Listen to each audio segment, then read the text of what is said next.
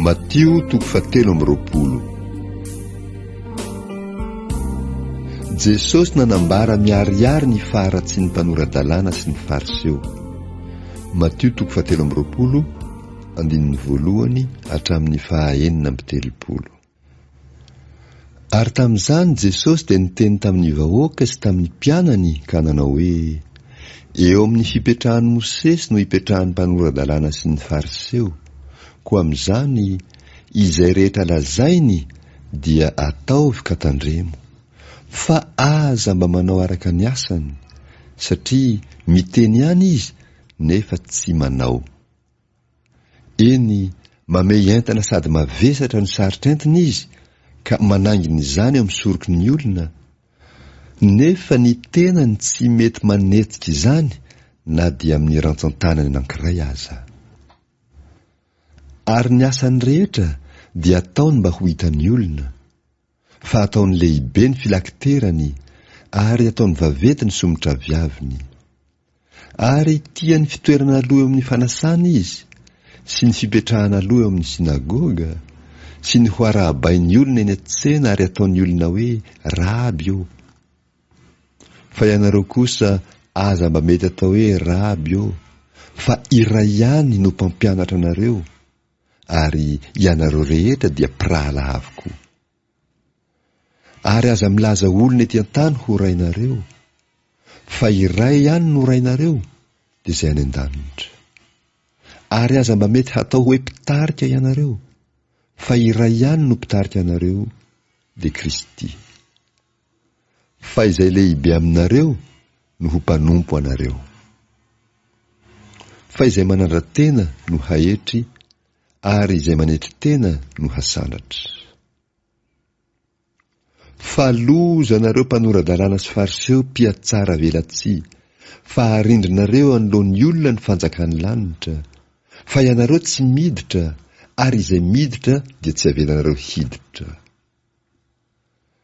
Loza anareo mpanoradalàna sy fariseho mpiatsara velatsia, fa laninareo ny tranon'ny mpitondra tena, ary dia manao vavaka lava reny mba ho fiolana ianareo. Koa izany no hahazonareo fahamelohana mafimafy kokoa. Loza anareo mpanoradalàna sy fariseho mpiatsara velatsia, fa mandeha mitety ny ranomasina sy ny tany maina ianareo mba hahazonareo na dia iray ihany aza ho proselita. Ary rehefa azonareo izy, dia ataonareo zanaky ny elo mihoatra indroa no ianareo aza. Loza anareo mpitarika jamba izay manao hoe: raha misy mianina amin'ny tempoly dia tsy mampaninina izany, fa raha misy mianina amin'ny volamena amin'ny tempoly dia haningotena izy. Ry adala sy jamba, iza no lehibe, ny volamena va sa ny tempoly izay nahamasina ny volamena? Ary koa, raha misy mianina amin'ny alitara dia tsy mampaninina izany, fa raha misy mianina amin'ny fanatitra eo amboniny dia haningotena izy. Ry jamba, iza no lehibe, ny fanatitra sa ny alitara izay mahamasina ny fanatitra? Koa amin'izany, izay mianiana amin'ny alitara dia mianiana aminy mba amin'ny zavatra rehetra izay eo amboniny. Ary izay mianiana amin'ny tempoly dia mianiana aminy mba amin'izay mitoetra ao anatiny. Ary izay mianiana amin'ny lanitra dia mianiana amin'ny seza fiandrianan'Andriamanitra mba amin'izay mipetraka eo amboniny.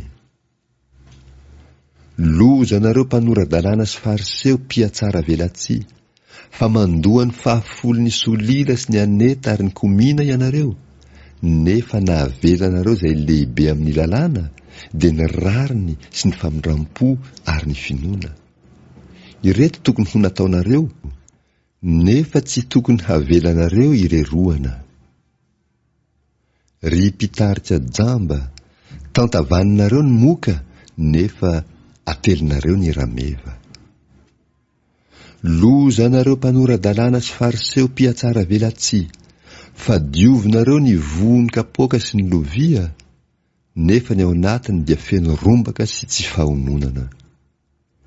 Ry fariseo jamba, diovy aloha ny atin'ny kapoaka sy ny lovia, dia ho madio koa ny vohony.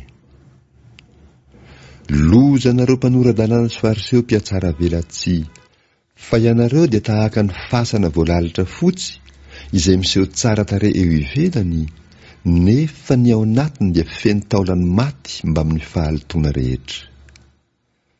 Dia tahaka izany koa ianareo, raha amin'ny eo ivelany dia miseho amin'ny olona ho marina, nefa ny ao anatinareo dia feno fiatsaram-belatsy sy tsy fankatoavan-dalàna. Loza nareo mpanoradalàna sy fariseo mpiatsara velatsy, fa manao ny fasan'ny mpaminany ianareo, sady manisy hainginy ny rarivatom-pasan'ny olona marina, ka hoy ianareo, raha niara-belona tamin'ny razanay zahay, dia tsy mba nikambana taminy handatsatra ny mpaminany. Ka dia miampangateny ianareo fa zanaka izay namono ny mpaminany. Ary ianareo koa dia mamenoa ny famarany razanareo. Ry bibilava taranaky ny menarana, hataonareo ahoana no fandositra ny fanameloana ho any amin'ny elo? Ary noho izany, indro izaho maniraka mpaminany sy olon-kendry ary mpanoradalàna ho aty aminareo, koa ny sasany ho vonoinareo sy ho omboanareo amin'ny hazo fijaliana, ary ny sasany ho kapohinareo amin'ny sinagoga sy henjeinareo mitety vohitra, mba hanody ianareo ny raha marina rehetra izay nalatsaka tambonin'ny tany, hatramin'ny rany Abela marina, ka hatramin'ny rany Zakaria zanaky Barakia izay novonoinareo teo anelanelan'ny tempolo sy ny alitara. Lazaiko aminareo marina tokoa hanody ity taranaka ity izany rehetra izany. Jesosy nitaraina no ny amin'ny Jerosalema. Matio 7:20, 7:30 hatramin'ny 7:30. Ry Jerosalema, izay mamono ny mpaminany sy mitorabato izay irahinao aminao, impiry aho no tahanangona ny zanakao, tahaka ny fanomba ny akoho ny zanany ambany elany, fa tsy nety ianareo. Indro avela ho lao ho anareo ny tranonareo. Fa lazaiko aminareo, hatramin'izao dia tsy ahita ato koa ianareo mandra-pilaza anareo hoe isaorana anie izay avy amin'ny anaran'i Jehova. Matio 4:20 sy 5:20. Jesosy Kristy nitory teny teo an-tendrombohitra Oliva, fa minaniana fa hiverina ny mpanjaka.